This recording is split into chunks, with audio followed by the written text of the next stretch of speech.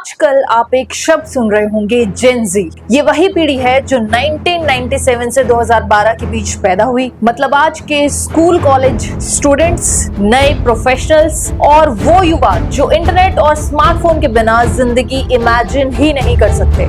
ये लोग सिर्फ टेक्नोलॉजी में ही तेज नहीं है, बल्कि अपने हक के लिए आवाज उठाना भी जानते हैं। और नेपाल में सबसे बड़ा आंदोलन इसी जेन जी की अगुवाई में हो रहा है। दूसरा एंगल है कि भारत नेपाल को इस हाल में छोड़ नहीं सकता। हमारे कल्चरल, सिविलाइजेशनल, जियोपॉलिटिकल टाइज है नेपाल के साथ। ये टाइज इतने डीप हैं कि हम सिर्फ आधार कार्ड के साथ नेपाल घूमने जा सकते हैं। दोस्तों, भारत ने नेपाल को कभी अपने से अलग समझा ही नहीं। क्या आप जानते हैं एक परंपरा जो 1950s से चलती आ रही है? जब भी कोई इंडिया का आर्मी चीफ बनता है, उसे काठमांडू में नेपाल आर्मी का ऑनररी जनरल बनाया जाता है। और जब नेपाल का सेना नायक यानी आर्मी चीफ चुना जाता है, तो उसे राष्ट्रपति भवन में इंडियन आर्मी का ऑनररी जनरल का दर्जा मिलता है।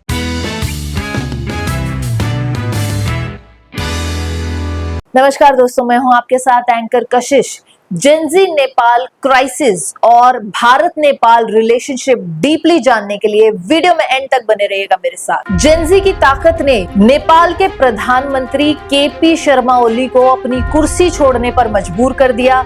एक सोशल मीडिया बैन से शुरू हुआ ये गुस्सा भ्रष्टाचार और राजनीतिक असफलता के खिलाफ एक बड़ी लड़ाई बन गया। जब सरकार ने देखा कि हर गली नुक्कड़ पर युवा फोन से लाइव जाकर आवाज उठा रहे हैं, तब एक कदम उठाया गया जो आग में घी डालने जैसा था, social media ban. Official reason था फेक न्यूज और अफवाहों को रोकना, लेकिन असल में ये एक कोशिश थी नई पीढ़ी की आवाज को दबाने की। इस बैन के बाद जो पहला प्रोटेस्ट फूटा, उसने कुछ ही घंटों में 19 लोगों को लाशों में बदल दिया।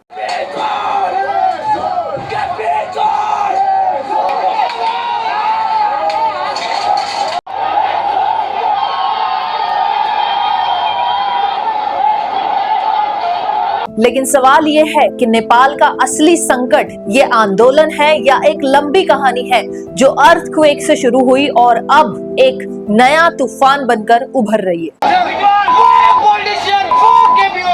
2015 का एक दिन था जिसमें नेपाल ने ऐसी तबाही देखी जो पूरा इतिहास हमेशा याद रखेगा। 9000 से ज्यादा लोग मारे गए, लाखों घर खाक हो गए, दुनिया भर से मदद आई, नेपाल की सरकारी तैयारी की सच्चाई सामने आ गई। अर्थक्वेक के बाद भी नेपाल के जख्म वही पुराने रहे। गरीबी, बेरोजगारी और राजनीतिक अस्थिरता।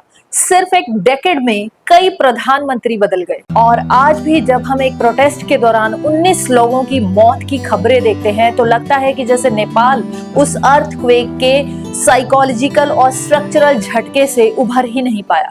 और आज जब जेन जी सरकार से सवाल कर रही है, तो ये सिर्फ आज की बात नहीं है, ये फ्रस्ट्रेशन उन्हीं पुरानी कमियों का नतीजा है।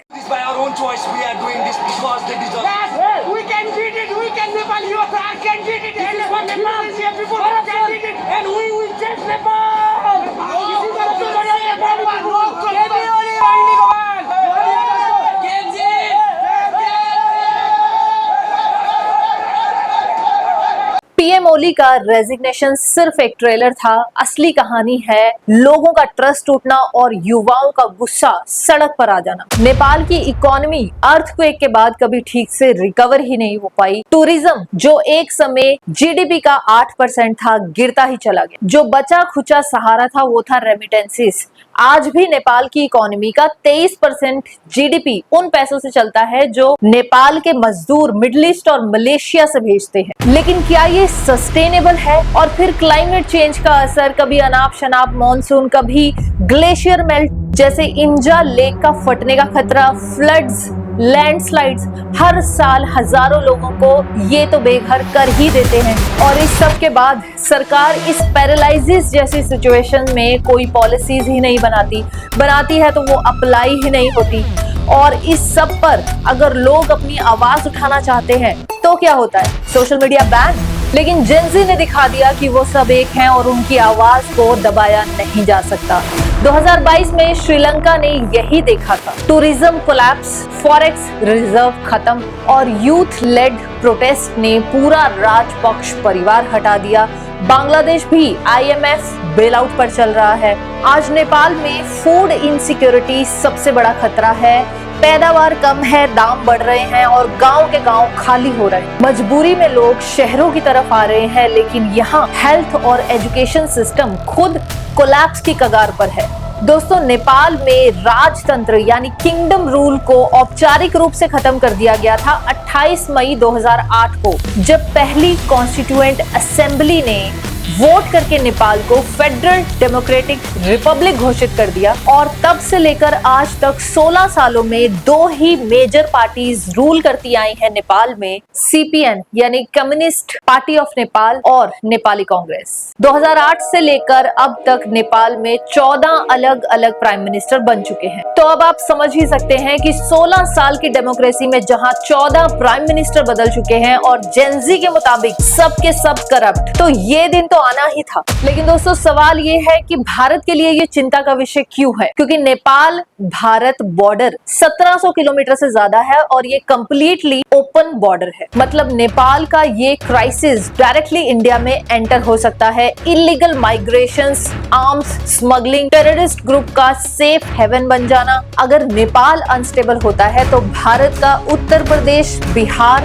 उत्तराखंड, सिक्किम, बांग्लादेश डायरेक्टली इम्पैक्ट होता है। फिर नेपाल का इंडिया के साथ सिविलाइजेशनल कनेक्ट बहुत गहरा है। हिंदू धर्म, लॉर्ड पशुपतिनाथ टेम्पल, सीता माता मंदिर, हमारी सनातन धर्म की मां का जन्म स्थान है नेपाल में जनकपुर। और फिर गोरखा कम्युनिटी जो कि इंडियन आर्मी का हिस्सा है। फिर दोस्तों, China factor. China aggressively Nepal में infrastructure projects, loans, political influence build कर रहा है। अगर इंडिया इस वक्त पीछे हटा तो नेपाल पूरा चाइना के ऑर्बिट में चला जाएगा, जो कि इंडिया के लिए एक स्ट्रैटेजिक नाइटमेयर है। तो भारत कभी भी नेपाल को छोड़ नहीं सकता और चाइना और अमेरिका के हाथों में तो बिल्कुल भी नहीं। नेपाल को तुरंत ह्यूमैनिटेरियन एड की जरूरत है, लेकिन साथ ही साथ लॉन्ग टर्म सॉल्यूशन भी चाहिए। क्लाइमेट स्मार्ट एग्रीकल्चर, मजबूत इंफ्रास्ट्रक्चर और एक ऐसी गवर्नेंस जो युवाओं की आवाज को इग्नोर ना करे। जय हिंद।